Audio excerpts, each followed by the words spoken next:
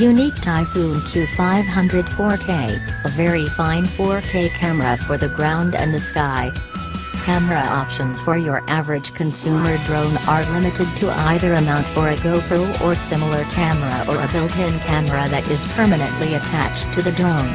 The former is fine, though it may or may not give you a first-person view, FPV, from the air, and it's one more thing to keep charged, and you'll have to figure in the extra cost of the camera.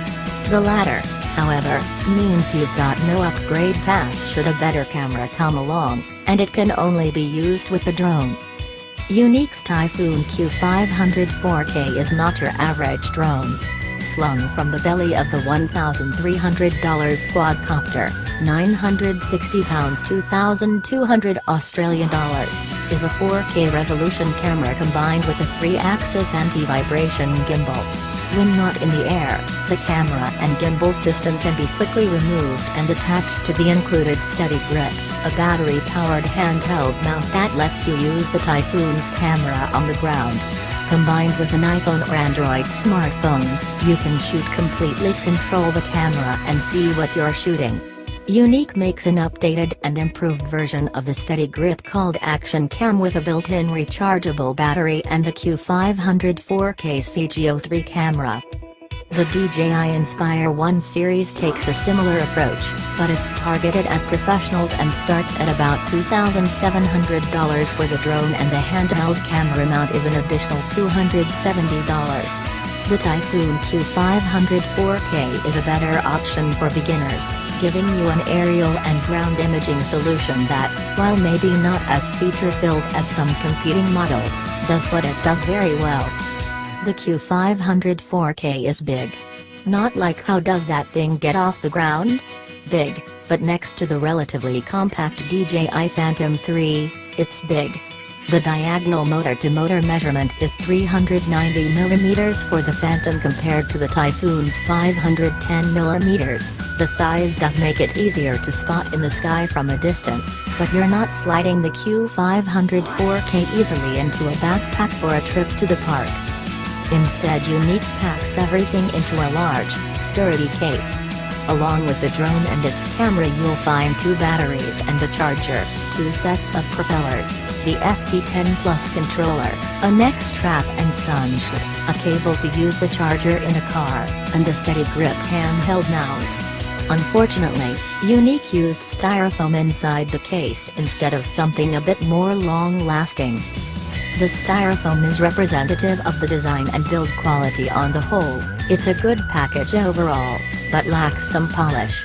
The black and gray plastic body looks nice, but pick it up and it feels a little flimsy.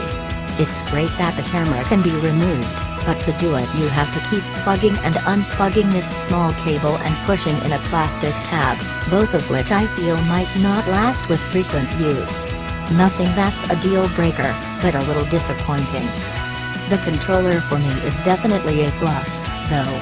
Instead of relying on a tablet or smartphone for a live view from the camera as well as flight information, the ST10 Plus has a built-in 5.5-inch touchscreen display built right in.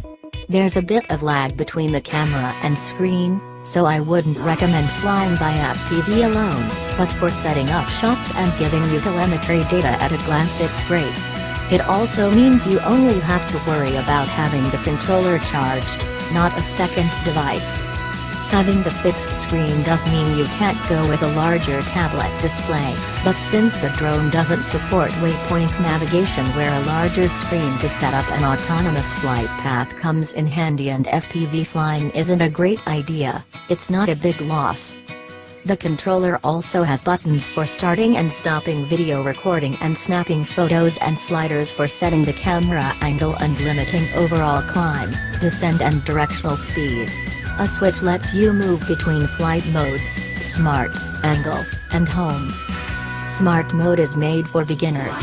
In addition to enabling a virtual barrier called a geofence to prevent it from flying more than 300 feet away from the pilot, the controller will always move the Q500 4K in the direction the right-hand control stick is pushed relative to the pilot, and no matter which way the nose is pointed.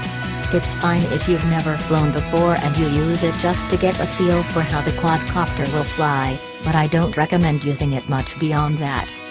However, Smart Mode is the only way you can use two of the drone's main attractions, Follow Me and Watch Me modes. With Follow Me, the drone uses a GPS signal from controller to follow whoever or whatever is carrying it. Watch Me mode works similarly, but keeps the controller or whoever's holding it framed in the camera no matter where and how it moves, and the camera can automatically tilt according to the controller.